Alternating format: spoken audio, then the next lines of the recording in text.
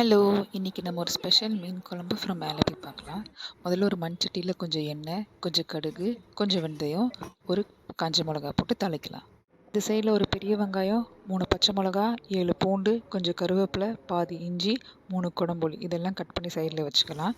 இது தாளித்து வர நேரத்தில் குடம்புளி தவிர மிச்சதெல்லாம் ஒன்று ஒன்றா போட்டு வதக்கிடலாம். குடம்புளி என்னென்னு நான் சொல்கிறேன். அது எப்போவுமே போடுற அந்த சாம்பாரில் போடுற புளி அது போடக்கூடாது. மீன் குழம்புக்கு ஸ்பெஷலாக குடம்புளி தான் யூஸ் பண்ணணும். அப்போ தான் அந்த டேஸ்ட்டு வரும். அடுத்தது ஒரு தக்காளி கட் பண்ணி அதையும் ஆட் பண்ணிவிட்டு கூடவே சேர்த்து இப்போ அந்த குடம்புளி போட்டு நல்லா இலக்கி விடலாம்.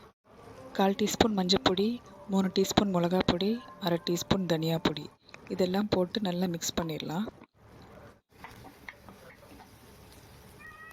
ஒரு 2 கிளாஸ் தண்ணியும் கொஞ்சம் தேவையான அளவுக்கு உப்பும் போட்டால் கொஞ்சம் நேரத்தில் கொதித்து வந்துடும். அப்போ இந்த மீனை ஒன்று ஒன்றா போட்டுருங்க. எந்த மீன் வேணாலும் போடலாம், இது தானே ஸ்பெசிஃபிக்காக கிடையாது. அதோடு சேர்த்து ஒரு ஸ்பூன் தேங்காய் எண்ணெய் ஆட் பண்ணிட்டீங்கன்னா அவ்வளோதான், ஆலப்பி ஃபிஷ் கறி ரெடி. இதில் கண்டிப்பாக மண் சட்டியில் தான் வைக்கணும். வாழை இலையில் வச்சு சாப்பிட்டா இன்னும் நல்ல டேஸ்ட்டாக இருக்கும்.